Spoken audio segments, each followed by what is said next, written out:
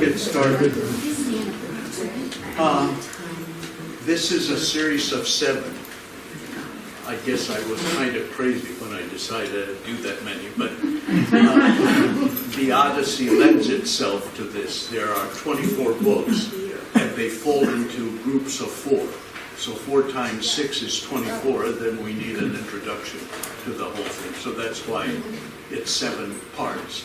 Today I'm doing the introduction, and these are the things I want to take up, 6 points. The influence, who was Homer, the legend, the structure of the book, the style, and the themes of the book. Then it makes it easier for you to read if you're reading it. So the first thing I want to say, I'm going to start with influence. This work was written 2,700 years ago, and it's the first literary work in the Western tradition, in the Western world. And since it was composed, it already was displaying all the modern techniques of the modern novel and modern film.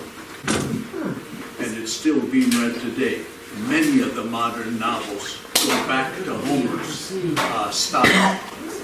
So with the influence, especially in the 20th century, we have 2 epics that are considered world-class. The first is James Joyce's Ulysses, and the other one is Kostas' Odyssey, over here. Kostas is a Greek author who wrote a poem called the Odyssey, which is 3 times the size of Homer's Odyssey. It's 33,333 verses. Ulysses, of course, was voted at the beginning of the 21st century as the greatest book written in the English language, but most literary critics. This cover that you see here is its 100-year edition. Then, these are, I just picked a few things to show. In novels and film, you have the Italian Contempt, which was also made into a film by Jean-Luc Godard. Toni Morrison, who won the Nobel Prize, did a novel, Home, one of her latest novels, based on the Odyssey. And you probably know of O Brother, Where Art Thou, by the Coen brothers, which is based on Homer's Odyssey. Recent productions. Then we have in poetry, we have Louis Gluck, who in 1920 won the Nobel Prize. Meadowlands is an odyssey in itself. It starts from the beginning and goes to the end. It's all poetry. And then you have Cavafy. I chose him because he wrote Ithaca, which was used at RFK's funeral. Jackie Onassis read that poem. There are hundreds of poems based on the Odyssey. The other, drama, Eric Walcott, who won the Nobel Prize in 1998, wrote not only the play, The Odyssey, but a full-length book in poetry called HOMER'S, which means Homer in Greek. And Margaret Atwood also wrote the Penelopiad, a play, but also a novel on that. So drama is taken care of. And then last, this just came out 2 months ago in November. It was published November 2022. I don't know if the author, it's British, but the novel is called Ithaca. So every year you find new texts that are based on Homer, just to give you an idea. Now, who was Homer? Nobody knows. He could have been a single author that did both the Iliad and the Odyssey. He could be 2 different people, or he could be many people. Because these myths that you find in the Odyssey were sung all over the then known world in Greece by different men. And they were called Homeridae, the sons of Homer. They weren't really actually sons, but they took the songs from him. And they usually were experts in a particular song of the Odyssey. It wasn't the whole thing. And these songs were later gathered together. In Greek they call them rhapsodes, which means to stitch together. And somebody stitched them together to make a continuous story. That's the person that we refer to as Homer. He was the one that gathered these things and made them continuous. Various places claimed Homer. There were 9 different places that claimed the birth of Homer. Most of them were, let me see if I have a map here. Yeah. Most of them were in the purple part that you see up there. This part here. This is called Ionia in classical times. It's now the western part of Turkey. But the purple was Ionia. And this is where Homer sang, or the people that sang these myths. The same language, which is called Ionic, was also here and here, and all this purple. So the 2 places that claim Homer, the first is Chios, this island right here. And the second place is Smyrna. But Smyrna is, the language is Iolic. So there's Ionic, Iolic, there is Doric, there is Attic, and a few other minor ones. But mostly we're here. We're talking about Ionia, which is the western coast of Turkey. Most of the places, I said about 9 places, 5 to 6 are found here. On this island, Chios, around here, Miletos, Ephesus. But there are 3. One is set in Attica, in Athens. One is set one of these 2 islands, and there's another one in here someplace. So nobody really knows. This place down here claims that's where Homer was buried, and you can even visit his grave. But even the locals tell you, this is a myth. It's not true. This place, Chios, has the rock on which Homer sat and taught and read the Odyssey. Again, they'll tell you it's a myth, it's not real. So that's all we know about Homer. Now, the legend. This is a map of Homer's time. Homer lived in the 8th century. That's when these works were composed. So this is what the 8th century Greece looked like. You can see Troy, this whole coast, Ionia again in here, Iolic up here, Athens over here. These are the important places, Messene and Sparta. So the legend you probably all know is that a prince from up here, Paris, went as an ambassador or some kind for business down here in Sparta, which was ruled by King Menelaus. He was married to Helen, the most beautiful woman in the world. The prince fell in love with her. He abducted her, or she went willingly with him back to Troy. Menelaus was very upset that this happened. His pride was hurt, so he went to Messene, where his brother Agamemnon was the strongest king of this whole area.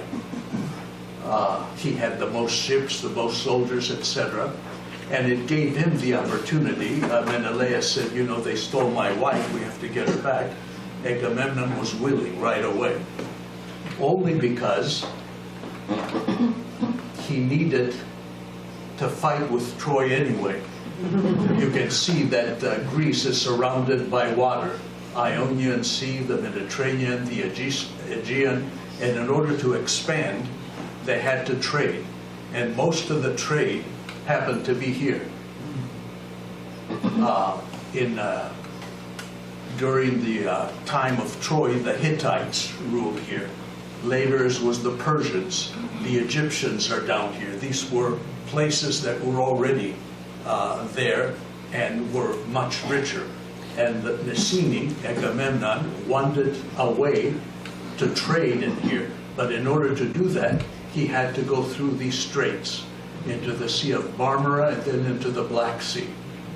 And he couldn't do that because it was very windy in this area. Troy was at the opening of this strait, and ships had to wait for months at a time for the winds to settle, and they had to pay taxes to Troy. So this was the opportunity that Agamemnon had to conquer Troy and get access to that. That's the historical reason. The mythic reason is that they had to retrieve Helen of Troy.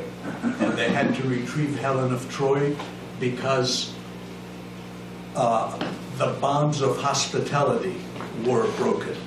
Xenia in Greek it's both moral and political, which means stranger, which means for strangers. And the reason for that is that since this was a sea culture and people had to travel by ship to all of these islands, and it was very early, we're talking about 8th century BC or 8 BC. What do we call it today? Before the Common Era, BCE, to be proper. Because they had to trade, one of the main rules was that no matter where a ship stopped, they have to be given food and whatever they needed. And by the same token, those that demanded this kind of hospitality had to be aware of the host's rights. To break them was to sin against the main god Zeus, who was referred to as Zeus Xenios, Zeus of hospitality. So this is a good excuse for Agamemnon to say, look, these laws, this moral political law was broken. We have to go to Troy and get Helen back. Because if it can be done at the level at the top, after all, she was the queen of Sparta. If this can be done at the very top, then it's going to be done below that. So we have to correct this. So the Greeks were in the right as far as they were concerned to go and fight Troy to retrieve Helen. It took them 10 years to fight with no end in sight. After 10 years, they still hadn't gotten anywhere. But Odysseus, the character in the Odyssey, had an idea, the wooden horse, where he would put into the belly of a wooden horse certain soldiers, warriors, that would come out at night and burn Troy. And he knew that the Trojans would pull in the Trojan horse because one of their main gods was Poseidon, the god of horses. So they would take this gesture as being something that the Greeks finally left behind, a thank you, and they all went up here someplace and hid in one of these islands. And when they saw the signal that the guys in the horse came out, they came back and they burned Troy. Once they burned Troy, all of those warriors that hadn't died were trying to get home.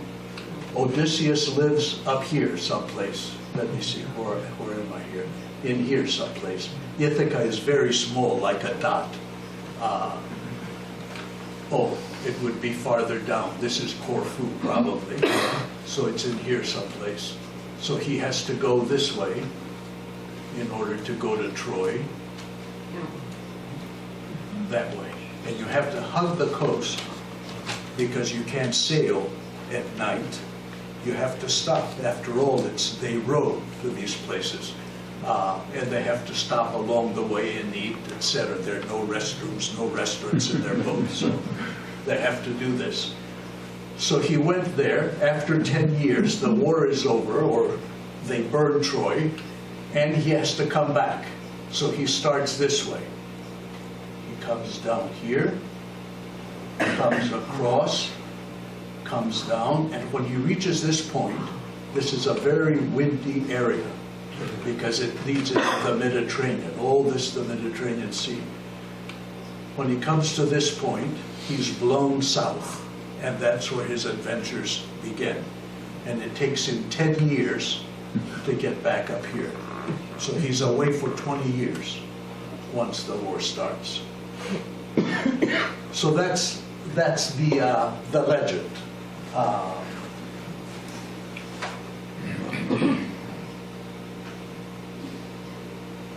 Okay, I have a map of this to give you some more. Here, these lines here represent the various periods of Greek culture.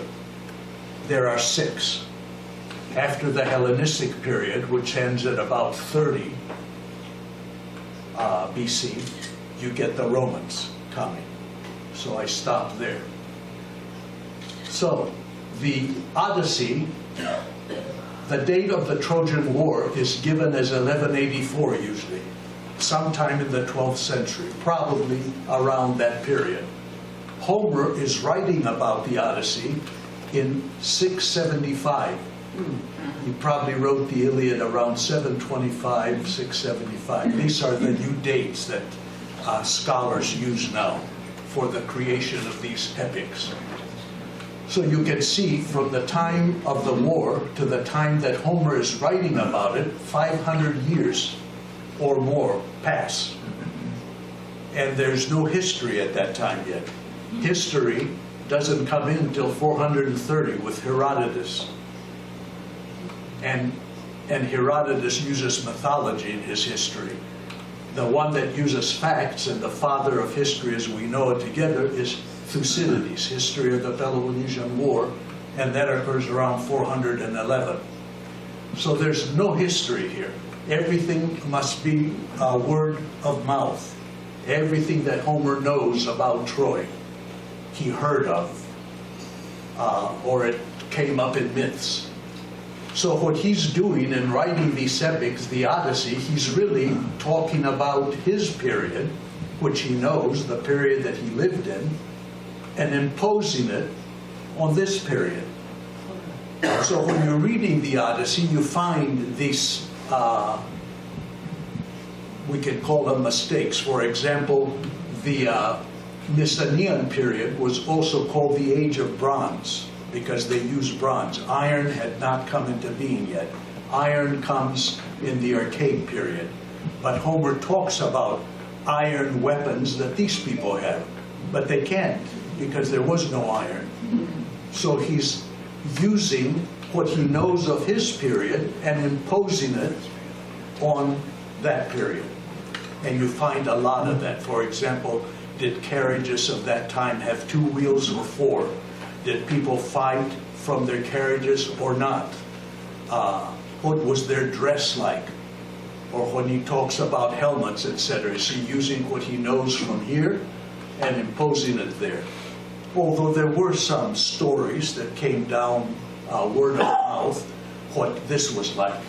Another thing is, I put up here, there were 2 other epics that have been lost. Very important. The first one was called Theban Wars. Those are the stories that involve Oedipus, the king, and his extended family. The Theban Wars occurred before the Trojan War, somewhere in here. We don't know the exact dates. There was also another series of epics that had to do with Jason and the Argonauts, which also preceded the Trojan War. Although there was an important writer called Rhodius who wrote about this down here someplace, and a lot of people confuse it, saying, well, look, Jason and the Argonauts came after Homer. No, he was basing it also on that distant battle. Well, all of these myths and the characters in these myths find themselves included in the Trojan War. Diomedes, for example, who is a major character in Homer's Iliad and in the Odyssey, was in the Theban War, way before. But when you read Homer, he's in the Trojan War, and he's one of the youngest of the warriors. So there are those inconsistencies. The other thing is, although there was some type of writing system up here called Linear A in the Minoan period, but it was syllabary, it wasn't an alphabet. It used symbols to represent blocks of words. There was no alphabet. This has never been deciphered. In the next period, Mycenaean, there was a writing system also, syllabary, called Linear B, which was not deciphered till 1954. And what they discovered is that it was used merely to keep accounts, palace accounts, how many barrels of wine, oil, etc., but there was nothing literary about it. They never discovered anything literary. By the end of the Mycenaean period, around this time, all of these syllabaries were lost. It was the end of literacy. And we come up with a period that we call the Dark Ages, not because they were dark, but because we're dark about what was going on at that time. It was a very poor area. All of these main centers, Messene, etc., that you read about in the Odyssey disappeared or were burnt. There were a lot of farmers, poor people, no language whatsoever. The Archaic period becomes a Renaissance only because the alphabet is invented in 775, the Greek alphabet, which has 24 letters. So some people now argue if the Greek alphabet was in 775 and Homer wrote the Odyssey around 675, he could have written it. It's some 100 years after that. But could someone write a sophisticated work in that period of time, learn the language and writing? So most scholars believe that these are oral epics. They were not written because oral performances of these epics continued all the way down to 500 BC. These itinerant songmen, they called Eothi, would go from place to place and sing a part of the Odyssey. Each one had a specialty. Somebody might have a specialty in doing the Cyclops. Another one might have a specialty in doing the Calypso episode. And that's how they made a living. So there were at least around 150 that have been identified, different versions of what we call the Odyssey, that various singers sang during this period. When you get to the classical period, and this is the period that everybody knows when you think of Greece, this is the period of the Greek tragedies, Greek comedies, Herodotus, Thucydides, later Plato, Aristotle. This is the classical period. Writing now was there. So eventually, some editors collected these hundreds of versions and tried to find one that could stand as a standard version by comparing all the others. Well, they finally did that, but it took till 150 way down here. And when you have a standard version, it's called a Vulgate. So finally, at 150, they had a version of the Odyssey that was in writing that people could use. But people were still using oral performances. And towards the end, some people give the dates 540 to 510. By 540 to 510, the writing was used rather than the oral performances, although there were oral performances and continued, but writing had taken over, so they were reading the Odyssey by that time. But, and that's another problem,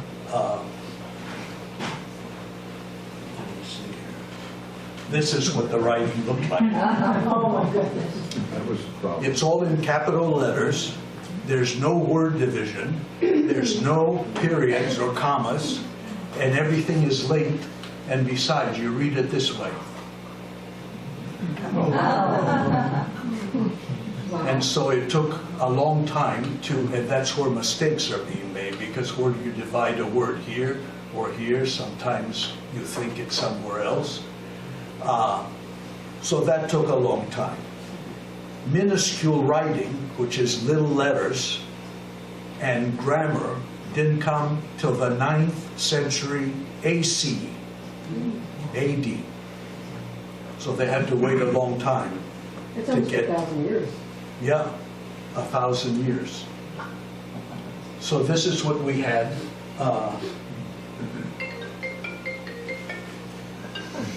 So as I said, by the end of the Hellenistic period, then we really did have a written Vulgate, but it was in papyrus, which didn't change into parchment till the 2nd century AD. And another thing is that, let me see if I have that. Oh yeah, I should mention. So the other thing is, at the end of this period, when the Romans took over, Greek was completely forgotten, because the Roman Empire was divided into two. There was the Western Roman Empire and the Eastern Roman Empire. The Eastern Roman Empire was set in Byzantium, which became Constantinople, which became Istanbul today. So the Greeks went with the East, the scholars went East, and Greek was forgotten for 1,000 years. But in 1453, the Muslims took over Byzantium or Constantinople and forced many to migrate to Greece. And that's when they found Greek texts and they brought them over to Greece, and Greek again became important and studied. But not till actually the first version of the Odyssey didn't come to Europe till 1488. It's called Venetus A. It was found in Venice, and that's the version that we use today when people try to translate. They don't use the actual version because Venetus A was worked by somebody called Thomas Allen, who did it in 1907 and revised it in 1917. And that's the version that's used when you're reading the Odyssey today. So it took quite a while. When the Byzantium fell, or Constantinople fell, and as I said, a lot of people went over to the West, they rediscovered Greek literature. Another thing is that this area here lasted till 1200. 1200 AD. The legend lasted that long. And then it was forgotten pretty much because there was no more Troy.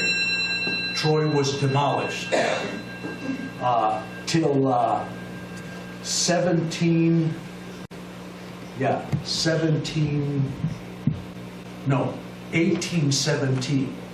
That's when Heinrich Schliemann, an amateur archaeologist that loved Homer and read the Odyssey and the Iliad, decided that it must be true.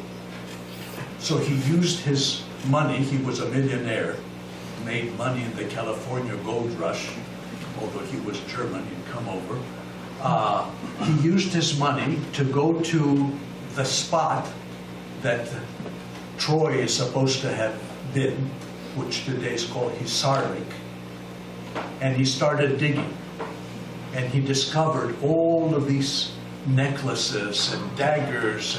And he said, I found Troy. Well, he was mistaken. He didn't find Troy. He found something that was Troy. He married this young girl from Greece named Helen and put all these necklaces on her that he had discovered, and even claimed he discovered the mask of Agamemnon, which he didn't. Anyway, all of that treasure is in Russia, in St. Petersburg. And I think a few years ago they had brought it here to New York. It's just immense. Anyway, after that date, others began to dig, and they found 9 levels of a city that they called Troy. And now, today, it's believed that level 6 or 7 could have been the Troy. So this started out to be a myth.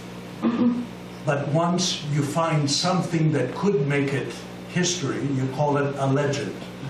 So now Trojan War and Troy is a legend that might have occurred, and it's the 6th and 7th level. The 6th and 7th level showed a Troy the way Homer describes it, that was burned. There are a lot of arms that they found, weapons, so it's a good guess. And they're still digging today. The University of Cincinnati is responsible today. They're still doing Troy.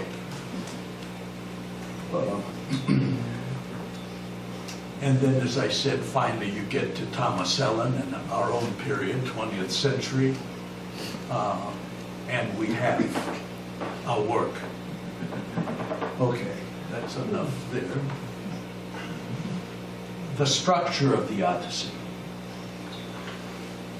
I did this because this is what makes the Odyssey so modern. It's not chronological, and he has a plan in the way he tells the story. These 3 lines, brown lines, represent, the first one is Ithaca, which is a real place. Then you have a second line here, which represents a semi-real place. Part mythic, part real. And then the third is mythic, made up. And you can see from the lines I have how the Odyssey is read. It starts out, the first 4 books, which are on Telemachus, the son of Odysseus, called Telemachia. Once they're over, he takes you down to a mythic place with 5, 6, 7, and 8. He comes up to a semi-mythic place, which introduces Odysseus, and we call it the Phaeacian books because it takes place in a land called Phaeacia.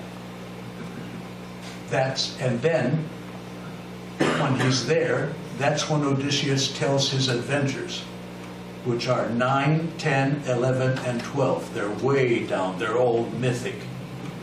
And most people know the Odyssey because of these 4 books. There are 12 adventures that are told in here. 3 in each book. You start out with the Cicones, the Lotus Eaters, and the Cyclops, 9. Here, you go to Aeolus, Lastrygonians, and Circe. Here, you go to the underworld. That's the deepest part. Hades. In 12, you come back up. You start coming up. You have Scylla and Charybdis. You have the Sirens. And you have the cattle of the sun, Thrinakia. And once you're here, Odysseus from up here has told his past story, and from here he is able to go back to Ithaca after he tells his story. And the rest of the books, half of the Odyssey, which usually nobody gets to, they don't read, they pretty much stop at 12. 13 to 16, he's with his manager of his pig farm, who befriends him, and he prepares himself to go to the city and take over, hopefully. 17 and 20, he goes to the city, to his palace, dressed as a beggar, just to feel, to see how these suitors are handling things, and to find out how he might defeat them. And in 21, 24, he reveals himself to his wife, to his friends, and together they're able to get rid of 108 suitors that are after Penelope, who has been waiting for her husband for 20 years, while her husband is having affairs with Circe and Calypso and many others. But it doesn't matter in Greek literature. Men can do that, but women can't. And the reason men can do it is because it doesn't affect anything.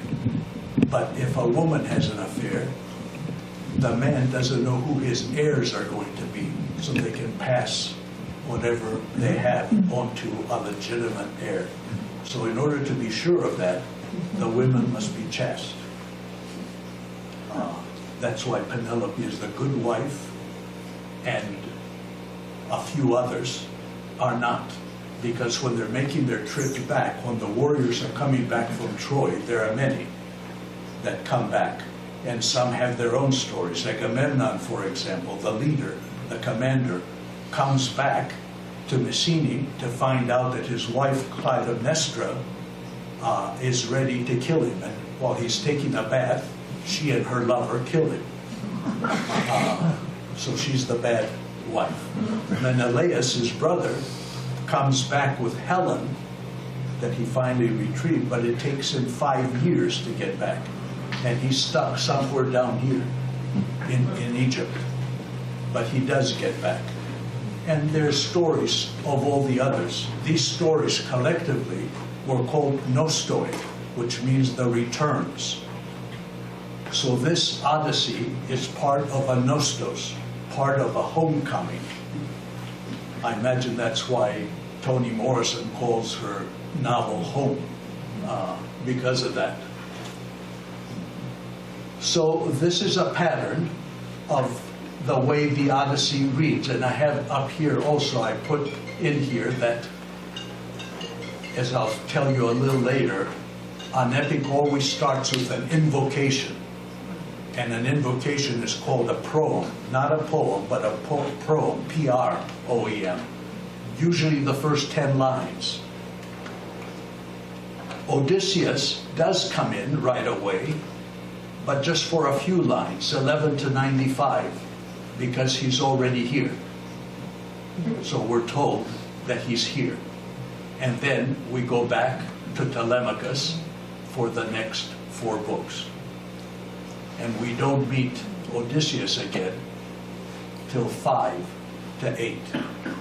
And the first 4 books, 1 to 4 and 5 to 8, run concurrently. They're happening at the very same time. So you see there's a complicated structure, the way that Homer sets up his, sets up the epic. Chronologically, it's this way. If you were to read it as it's happening, it's books 9, 10, 11, 12, then 5, 6, 7, 8, and 1, 2, 3, 4 concurrently.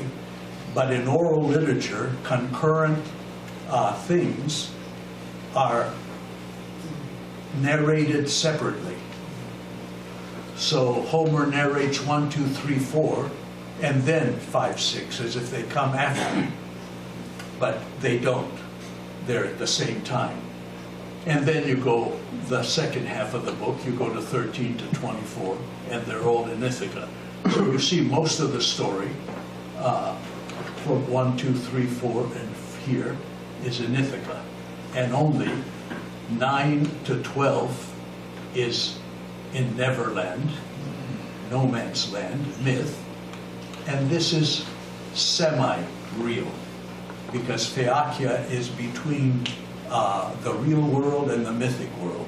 And it's someone is coming up from below, like you're coming up from the sea. You don't want to get bends, and you have to come up slowly. So he takes you slowly from myth up to reality. He starts in a real world, he descends into a mythic world, and then he slowly brings you up to the real world again. Okay. Style. So, I show this map again because the Odyssey is written in a language that was never spoken. And it's a language that was specifically made for the epics. And since they were sung over so many hundreds of years, certain forms changed, certain words changed, which the epic retains. And also, because it's in verse, both epics are in verse, and the author creates certain words to fit the verse that didn't exist, but he has to change the endings to do that. The language which predominates the Odyssey is Ionian, right in here, this language. But he also uses maybe 30–40% of Aeolic, which is the yellow. But eventually, as they sing, you'll find elements of Doric, all of this brown, light brown, darker brown, Doric is in there. And since the epics were eventually ended up in Athens where they were performed, you also find Attic, which is what the Athenians used at the time. So it's made up of 4 different languages, predominantly these 2, that were no longer used. And you saw the way they were written at the time till they came up with the alphabet. The other thing about the style here, I can tell that the Odyssey takes 10 years for Odysseus to make it back home, but the Odyssey is based on 40 days. And that's what gives it its importance also, that it's tight, it's very specific. And that's why Homer uses flashbacks to tell the stories of Odysseus, which occurred over a 13-year period, not 13, 7-year period or so. And that's interesting too, because most of the myths that were associated early with the Odyssey, the important one was with Calypso. And that's his 11th adventure. That's where he takes a raft and goes to Phaeacia, the 12th adventure, and then home. But it was known at the time that Odysseus spent 7 years with Calypso. So the question for Homer was, what happened the other 3 years to make up 10? And that's where he uses the other myths to fill in. So the other myths are very short. Some last a day, some couple of days, etc. Except with Circe, Kerike, who he stays with 1 year. So there are 2 women that take up 8 years of his adventures. And in later mythology, after Homer, many years after Homer, you get all kinds of new myths where he had 2 sons by Calypso, and they become part of the myth. He had another son by Circe, and that becomes. Those are unknown to Homer. They were created after Homer. All Homer tells us is that Calypso keeps it for 7 years, and he doesn't resist as much as people think. And Circe keeps him for 1 year. And then come the adventures. So Homer fills in the 10 years by finding myths to account for the 10 years that he's away. And that's what really makes the Odyssey famous for more people. More people read Book 9 on the Cyclops than any other book. But the real meaning of the Odyssey is in books 13 to 24, are the real books, the ones that take place in Ithaca. The other thing we should know about the Odyssey, that it's a shame culture. That's why I said that Agamemnon, Menelaus, has to get his wife back and seeks the aid of his brother because they're shamed. And in a world like this, actually the shame culture is part of the 8th century as much as it is, because they didn't know what was going on in 1184. But it's a shame culture. And besides that, you have to keep in mind it's a patriarchal society. Women have no place in the Odyssey, although there are many women, and they have some influence. But politics is up to the men, and that remains for a long time, even up to the 5th century. Polis, which means city, and where the word politics comes from, is men's function. Ikos, which means house, is the woman's space, and they remain pretty much in the house. So it's a patriarchal society, it's a polytheistic society, many gods. There are 12 main gods and hundreds of others, minor ones. It's a monarchical society ruled by kings, not the kind of kings that the word tells us today, but they're chiefs, leaders. And it's a slave-holding society. And you can see that as you're reading the Odyssey. So that's its style. Now, I want to talk about, what did I have? Oh, this is still style. Okay. There are a number of techniques in the Odyssey that are very important. There are many. Something like 13 main ones plus others. I've just picked a few to show you what he does. For example, there is one of the important things is direct discourse. That's what separates the Odyssey from other epics and poems of the time.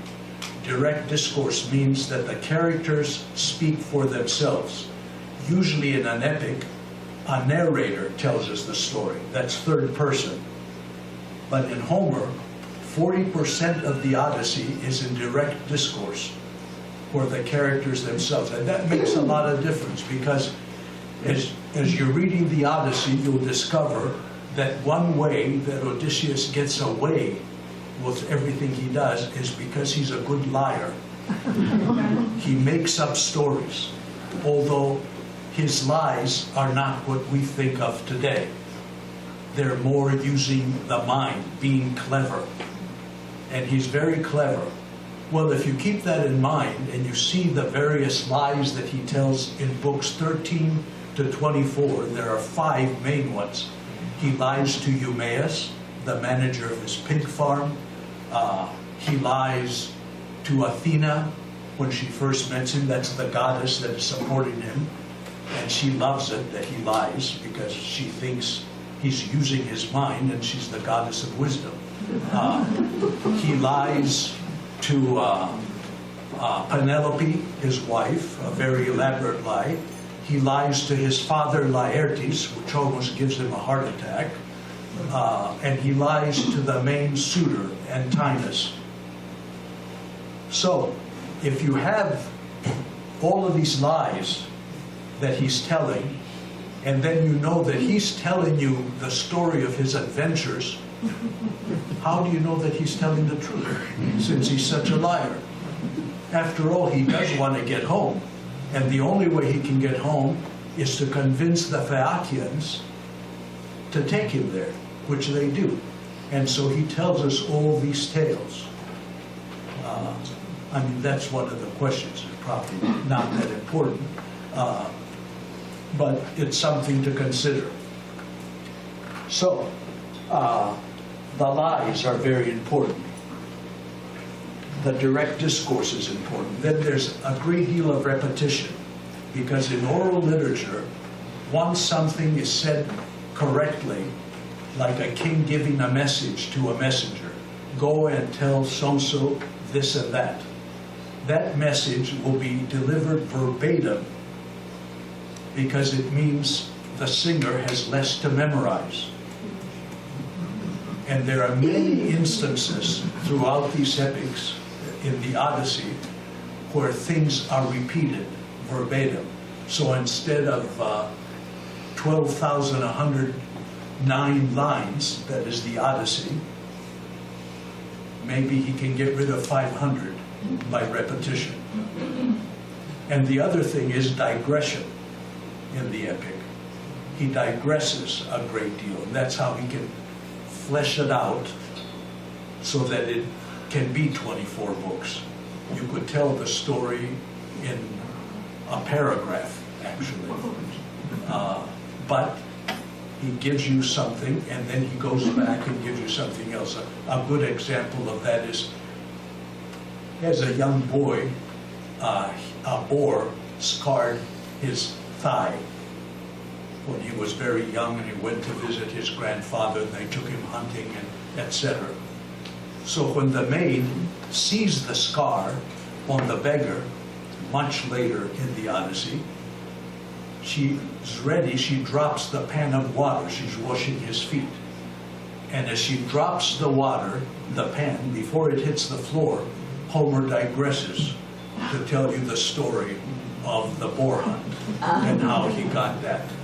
Now, that's holding back. The thing is, are they going to find out who the beggar is? Has he lost his mask? This. So after the story, you hear the clank of the pen, and the story continues. But you have to wait for the punchline, in other words. So he does a lot of this throughout. I forgot to mention that also in oral literature, as I said, it's verse, but it's a special kind of verse. It's called dactylic hexameter, which means it's a line of 6 dactyls. Hexameter means 6. Dactyl means a meter of 3 syllables, where the first one is accented and the other 2 are not. But Greek literature doesn't use accented syllables. They use long and short. So in Greek it would be the first syllable is long and the following 2 are short. A good example in English would be Michigan. Michigan. That's a dactyl. If I have 6 of those, I have dactylic hexameter. That's what the Odyssey and the Iliad are written in. But they vary. For example, the first 4 feet are always dactylic hexameter. Not always dactylic hexameter. They can change to spondees, long and long. The 5th meter always remains dactylic hexameter, and the last one, the 6th one, is spondees. So there's variety.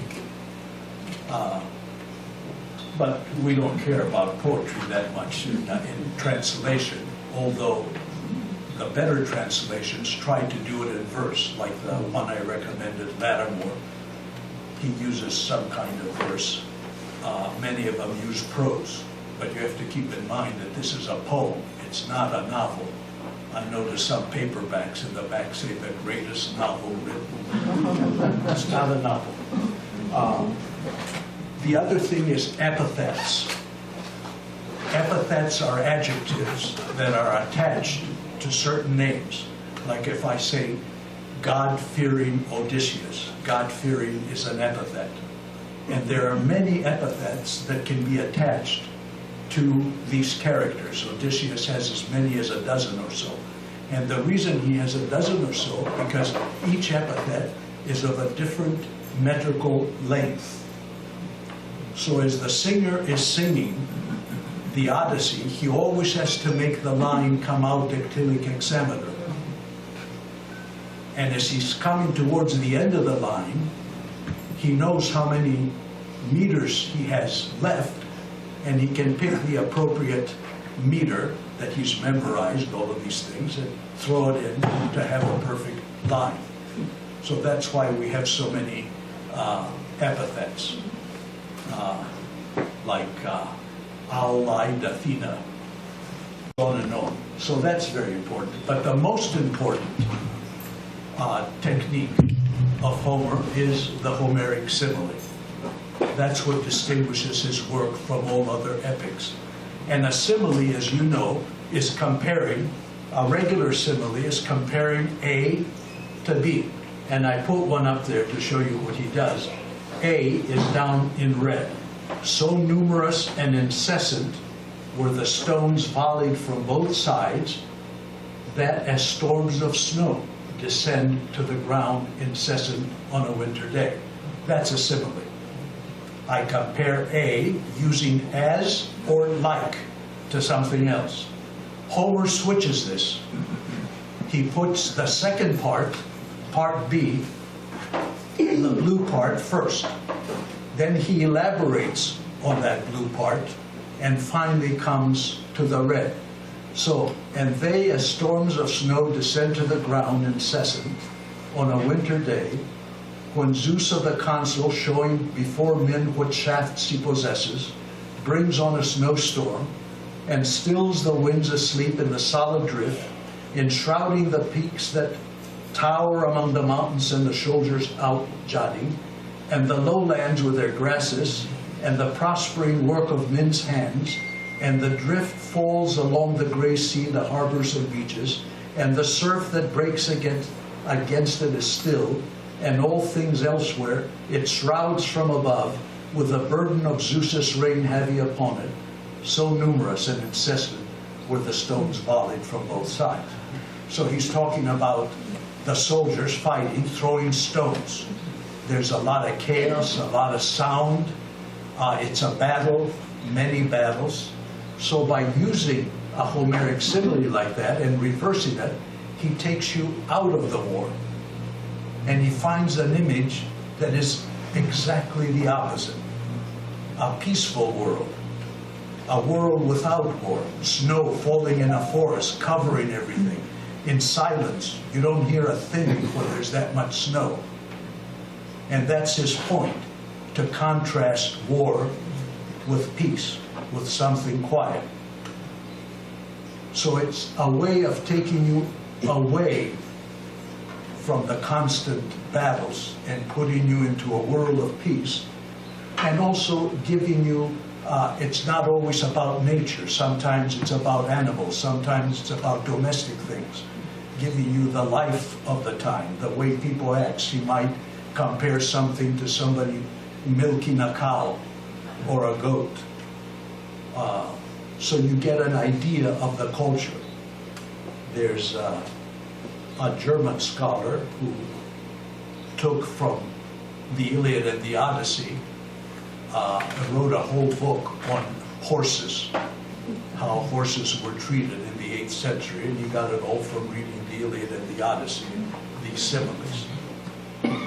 So there are about 70 of these in the Odyssey.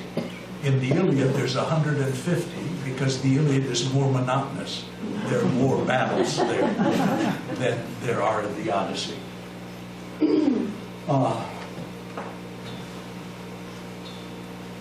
And the other thing, this is the proem that I mentioned earlier. This is part of an epic.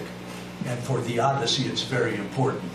The first 2 lines up there are the way the Greek looks now when you're reading the Odyssey. It's in minuscule writing, small letters. The words are separated, and there are accents. There are 5 different types of accents in classical Greek literature, and you have to have them in order to read it. These accents that are like half a moon this way and another that way are called, forget, one is aspirant, the way you pronounce something. So there are 2 of those, and then there are 3 of these, going this way, and straight. And you just have to learn those. There are some rules that tell you what it should be. But in an epic, in the Odyssey, the first word of the epic is its theme, what it's about. And every epic starts that way. In the Odyssey, it's Andra, which means man. In the Iliad, it's Menin, which means wrath, anger. So, here it says man, me, tell, news, many ways, many bad things happened. Lattimore says, tell me news of the man of many ways who was driven far journeys. He has to put it in a form that English makes sense. But it's always, you have to remember that that word usually tells us this is going to be about man in general, not just Odysseus. It doesn't say Odysseus, it says man. And then the first 10 lines set up the whole story. Tell me news of the man of many ways who was driven far journey after he had sacked Troy's sacred citadel. Not that he killed all kinds of warriors. That's not what's being punished. Not that he had affairs, various affairs, but because he did something against the gods. He had sacked Troy's sacred citadel. And there's a myth that says that when the war was over, he and his friend Diomedes stole the statue of Athena from the citadel of Troy, hoping that she would protect them instead of the Trojans. But he went into a sacred place and took something that didn't belong to him, and for that he is punished by not reaching home for 10 years. But that's the reason. So it makes it kind of a religious idea here. Then it says, many were they whose cities he saw, whose minds he learned of, many the pains he suffered in his spirit on the wide sea, struggling for his own life and the homecoming of his companions. So he's a good captain, although he starts out with 256 warriors and comes back by himself. He loses all of them. We wouldn't give him much credit today for being a good general, since he lost everybody. But according to Homer, it's because he was fighting for his companions. Even so, he could not save them. Hard though he strove to, they were destroyed by their own wild recklessness. It was they themselves who destroyed themselves. And again, the reason he gives, fools who devoured the oxen of Helios. That's the 10th adventure, where they go to this island where there's a lot of cattle, and the cattle belongs to the sun god. And they're told ahead of time, don't touch these cattle, no matter what. As a matter of fact, try to go around the island, don't even stop there. However, a storm develops, they have to stop there, and for a month they obey. But when they start getting hungry and they don't have any more food, they say, what is it better to die of hunger or to expect the punishment of the god? Let's fill our bellies first. So they kill the cattle, they eat it, and that's why they never come home. Because the moment the winds die down and they get into their ship, Zeus destroys it. And the only one that remains alive on a raft is Odysseus. So here it's setting it up to show you that Odysseus is doing the right thing, but because they break God's law in both cases, they do a lot of other horrible things along the way with the other adventures, but nobody seems to care that because it's not against the gods. So that's why it's a very moral story, religious story that he follows. And then he says, the author says, and he took away the day of hope. From some point here, goddess, daughter of Zeus, speak and begin our story.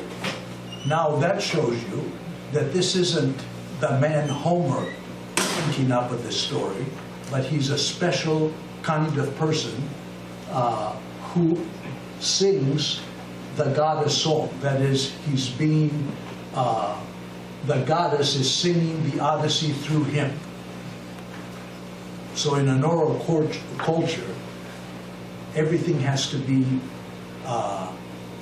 real. You cannot have abstractions because you don't have language yet, an alphabet. So you can't say love made me do it. You have to say Aphrodite made me do it. That's a concrete thing. And the same thing is happening here. He says Muse, the goddess daughter of Zeus, is the Muse. We don't distinguish what Muse. There's 9 of them later on. Muse of music, Muse of theater, Muse of poetry, Muse of epic, etc. But in Homer's time, there's just Muse. And she's the one that inspires the singer to tell the story. And he's asking her, he says, speak and begin our story. Tell me where to start. And then he starts. So that you find in all of these epics. And finally, the themes. The themes. I'm mentioning 4 that are very important in the Odyssey. The first and the most obvious is Nostos, which means return, homecoming. And there's a whole series of myths and books called Nostoi, which is the plural of this word, meaning the homecomings. The most important one is the Odyssey.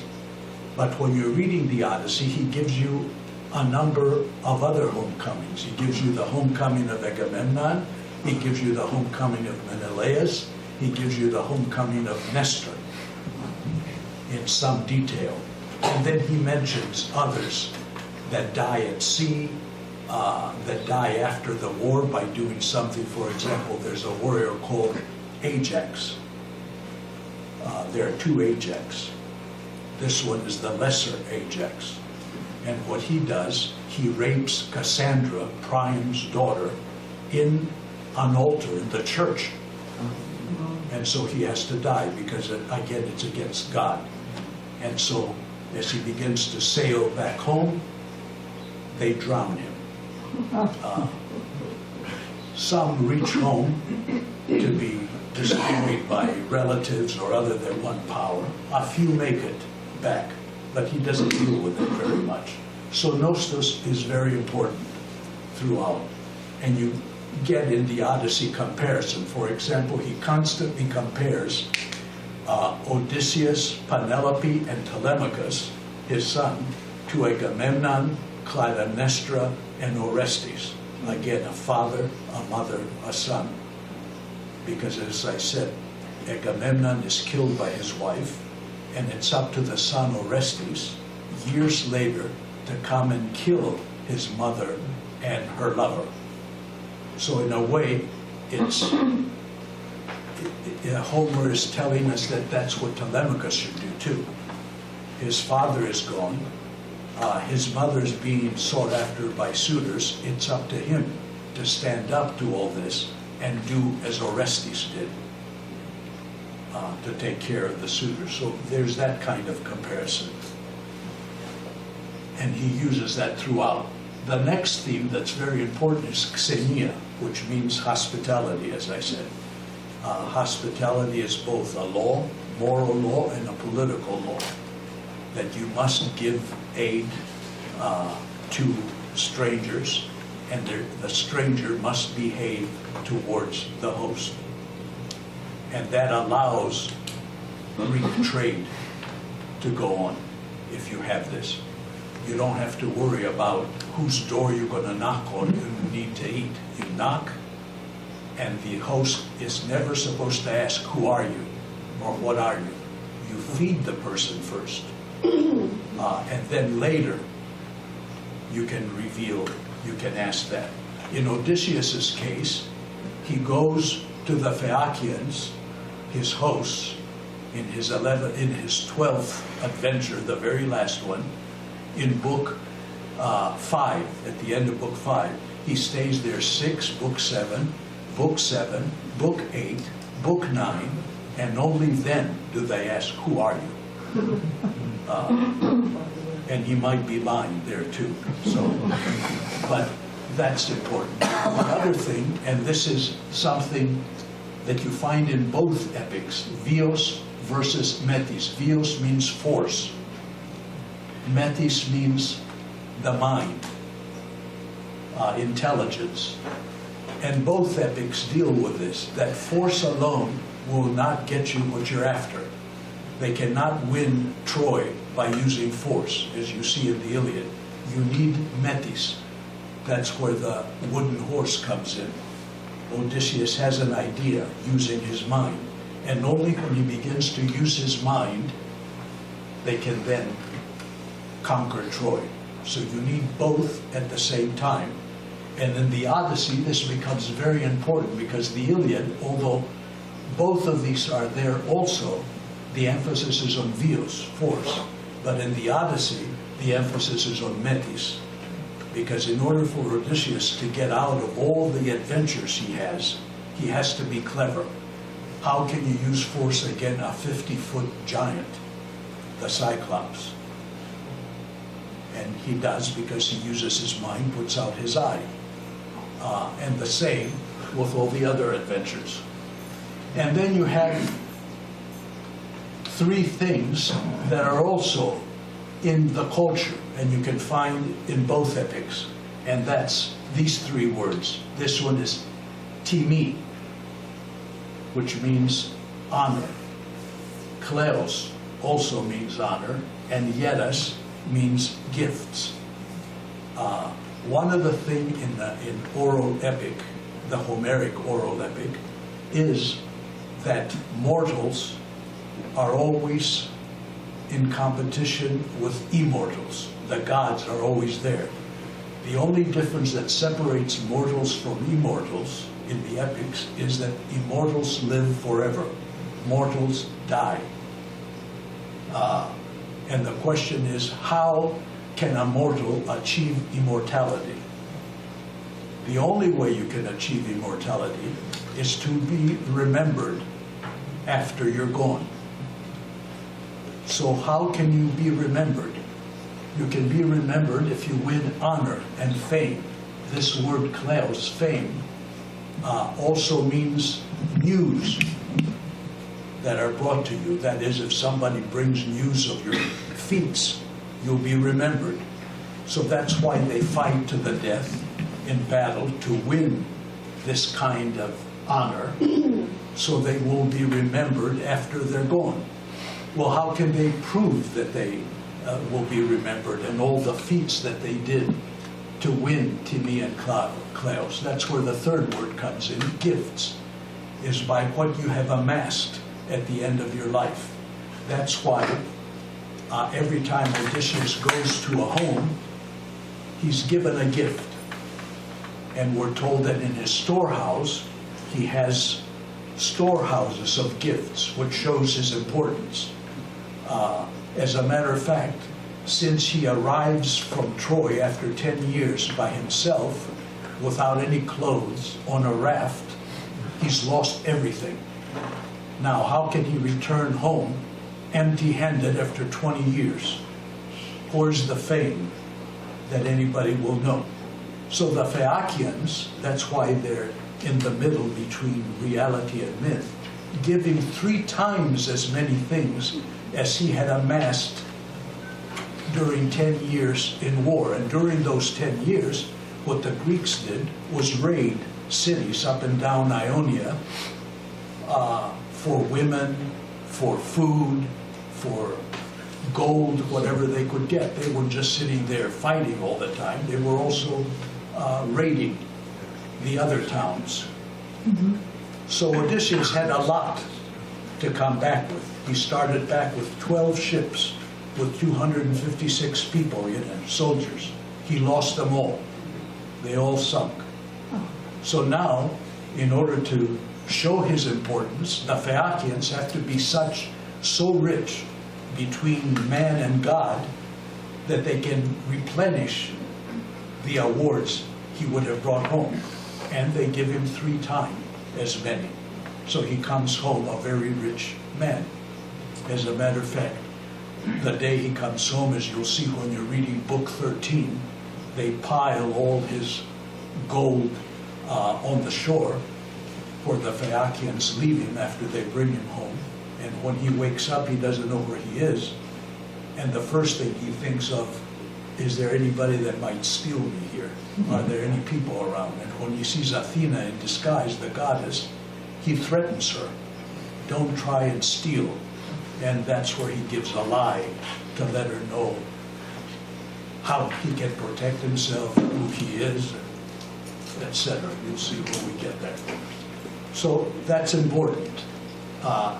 They have to have gifts because the gifts show their worth. And that's the only kind of immortality that a mortal can have. So that's my introduction to the Odyssey.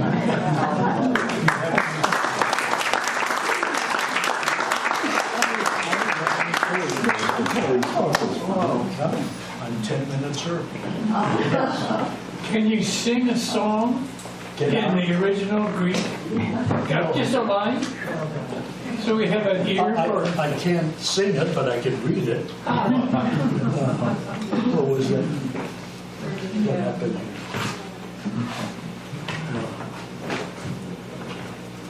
Let me get back. There. These are the two lines, or a line and a half. Andra mi enepe musa polytropon osmala pola plankthi. That's the first two lines. That didn't sound dactylic. Do it again. It is. Andra mi enepe musa polytropon osmala pola plankthi. It's there. We trust you. Yes. I have a question about gifts. Accumulating gifts is a way of assuring immortality in this world. But what about the giving of gifts? Is that a way of achieving honor as well? Well, you have to give to receive. So it's the rule. When you have a stranger in your house, you have to see him go with the gift. And then the same applies for them if they're somewhere. So they're both ways of achieving immortality. Well, they don't talk about the giving so much. It's the receiving that establishes the immortality and who has the most. I've never come across anything that says the host has received immortality by giving. It's just the thing to do. And that becomes very subtle too, because in some cases there's one case where two warriors, this is in the Iliad, two warriors are fighting and they recognize that they have some relatives in common. And when you recognize that, you don't fight each other. So they exchange gifts. The one takes off his armor that's made of gold and gives it to the other. The other one has armor that's made of silver, and he gives that. And Homer makes a comment. Was he crazy to exchange gold for silver? That sort of thing. But in doing that, it also shows you who's the greater warrior. The one that receives gold, who happens to be, I think it's Diomedes in that case, is a much better warrior than the other one, who's kind of unknown. Yes? Would you recommend any special translation? Yeah, I usually use Lattimore, which was done in the 50s, because he uses a verse and he follows the Greek line by line. It's a bit stilted now, and it doesn't read as smooth as some of the newer ones, but it's still the most accurate. But since last year, I think, maybe 2 years ago, two good ones have come out. One by Stanford, I'm trying to think of the name, Green, David Green, and the other one by Oxford, and it's by Barry Powell. Those are very good. And then there's the feminist one from U of P, Emily Watson, that did it, but then she changes it a bit. She has an axe to grind. So it's not quite as accurate. Yeah, David? I was struck by the location of Troy. I'd never even given thought to that. But that's on the in the Israel-Lebanon No, area. that's on the northwestern corner of present-day Turkey, Okay. right on the Bosphorus. Below, above, okay. Yeah. Kind of place relative to Turkey. Okay, thank you. It was part of the Hittite civilization. Yes. In your youth, as when you started school, what is the typical experience of the school child? Well, mine wasn't much because the Nazis had taken over the place I was born. So there was hardly any school. First of all, they couldn't get teachers to come. And second, the schoolhouse was full of bullet holes. But we did go once in a while when things quieted down, maybe for a week or a month or so. So you met Homer. Oh, yeah, I read on my own. I had a book of the myths and Homer ever since I was 8, or even earlier. As a matter of fact, I still have it. I brought it along with me. It was like a teddy bear. Anything else? Okay, thank you.